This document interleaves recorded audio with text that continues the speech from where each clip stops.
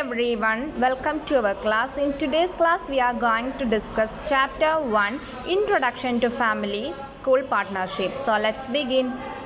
Family school partnership എന്താണ്? Family school partnership കുടുംബവും സ്കൂളും തമ്മിലുള്ള പാർട്ട്ണർഷിപ്പ് എന്താണ് എന്നുള്ളതാണ്. Family school partnerships are collaborative relationships and activities involving school staffs, parents and other family members of students at school. എന്താണ് പറഞ്ഞിട്ടുള്ളത്? കുടുംബ സ്കൂൾ പങ്കാളിത്തം എന്ന് പറഞ്ഞാൽ സ്കൂളിലെ ജീവനക്കാർ, രക്ഷിതാക്കൾ, സ്കൂളിലെ വിദ്യാർത്ഥികൾ മറ്റു കുടുംബാംഗങ്ങളുമായി സഹകരിച്ചുള്ള ബന്ധങ്ങളും പ്രവർത്തനങ്ങളുടെയും ഫലമായിട്ടുണ്ടാകുന്നതാണ് ഫാമിലി സ്കൂൾ പാർട്ട്ണർഷിപ്പ് എന്നുള്ളത്. Effective partnerships are based on mutual trust and respect and shared responsibility for the education of the children and young people at the school. പരസ്പര വിശ്വാസത്തിലും ബഹുമാനത്തിലും അധിഷ്ഠിതമായിട്ടുള്ള ഒന്നാണ്. കൂടാതെ സ്കൂളിലെ കുട്ടികളുടെയും യുവാക്കളുടെയും വിദ്യാഭ്യാസത്തിനും ഉത്തരവാദിത്തത്തിനുമുള്ള പങ്കുമാണ് ഫാമിലി സ്കൂൾ റിലേഷൻഷിപ്പ് എന്ന് പറഞ്ഞിട്ടുള്ളത്. Importance of family school partnership എന്താണ്? ഫാമിലി സ്കൂൾ പാർട്ട്ണർഷിപ്പിൻ്റെ ഇമ്പോർട്ടൻ്റ് എന്നുള്ളതാണ് കേട്ടോ. Family school partnerships are importance because they can help children develop academically, socially and emotionally and can improve their safety and wellbeing. Family school partnership എന്ന് പറഞ്ഞാൽ എന്താണ്? ഒരു കുട്ടിയെ develop ചെയ്യുന്നുണ്ട്. ഏതെല്ലാം തരത്തിലാണ് ഡെവലപ്പ് ചെയ്യുന്നത്? അക്കാദമിക്കലി, സോഷ്യലി, ഇമോഷണലി, അതുപോലെ തന്നെ അവൻ്റെ വെൽബീയിങ്, അവൻ്റെ സേഫ്റ്റി ആൻഡ് വെൽബീയിങ് ഒക്കെ ഇമ്പ്രൂവ് ചെയ്യുന്നുണ്ട്. Importance of family school partnership, അതിൽ വരുന്ന പോയിൻറ്റ്സുകളാണ് നമ്മൾ നോക്കുന്നത്. ഫസ്റ്റ് വണ്ണാണ് improving students performance and creating more effective education programmes. കുട്ടികളുടെ പെർഫോമൻസ്, അതുപോലെ ക്രിയേറ്റിംഗ് ആയിട്ടുള്ള എഫക്റ്റീവ്, ഇതൊക്കെ ഇമ്പ്രൂവ് ചെയ്യുക എന്നുള്ളതാണ്. രണ്ടാമത്തത് fostering shared responsibility for the education and well being of children. കുട്ടികളുടെ എഡ്യൂക്കേഷൻ ഇമ്പ്രൂവ് ചെയ്യാൻ വേണ്ടിയിട്ട് അവരുടെ റെസ്പോൺസിബിലിറ്റി, ഇതൊക്കെ നമ്മൾ ഡേ ടു ഡേ ലൈഫിൽ കുട്ടികൾക്ക് വേണ്ടിയിട്ട് നമ്മൾ ഷെയർ ചെയ്ത് കൊടുക്കുക. Creating enhanced opportunities for parents, Aboriginal people and other community members to participate in education.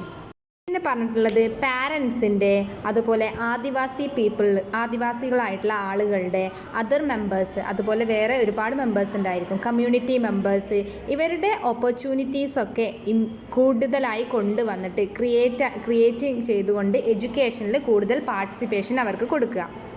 അതായത് പാരൻസിന്, അതുപോലെ അബോറിജിനൽ പീപ്പിൾസ് എന്ന് പറഞ്ഞാൽ ആദിവാസി ആളുകൾക്ക്, അതുപോലെ അതർ കമ്മ്യൂണിറ്റി മെമ്പേഴ്സ്, ഇവരുടെയൊക്കെ എഡ്യൂക്കേഷണൽ പരമായിട്ടുള്ള ഓപ്പർച്യൂണിറ്റീസ് ഇൻക്രീസ് ചെയ്യുക, അതായത് ഡെവലപ്പ് ചെയ്യുക എന്നുള്ളത്.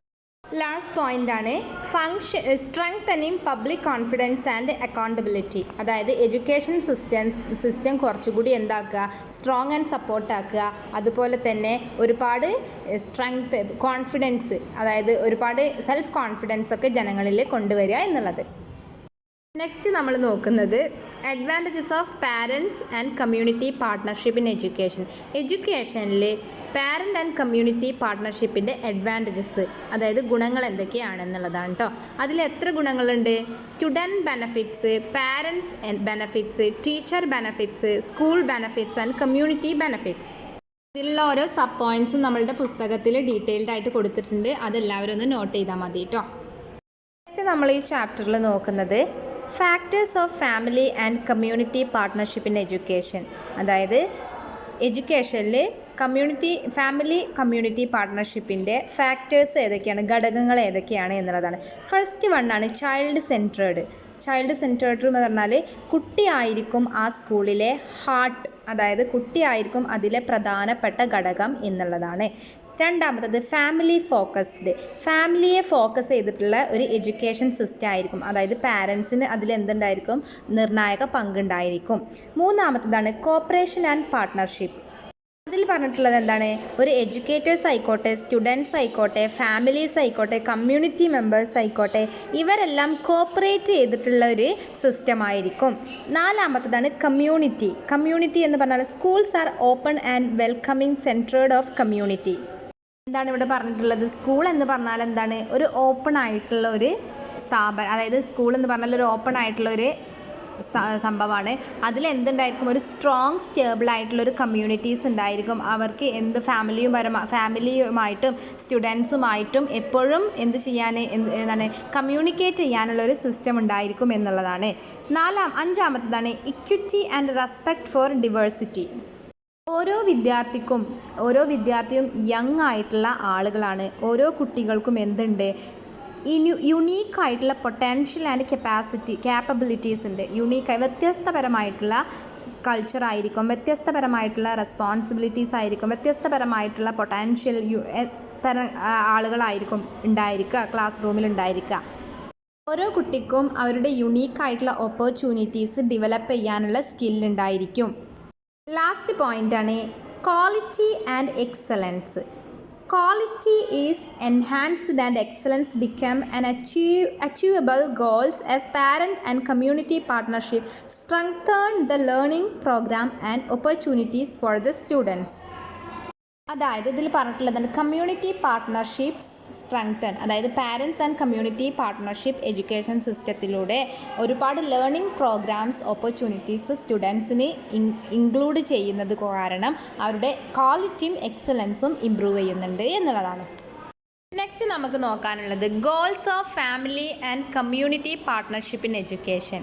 അതായത് ഇതിൻ്റെ ലക്ഷ്യങ്ങൾ എന്തെല്ലാം എന്നാണ്.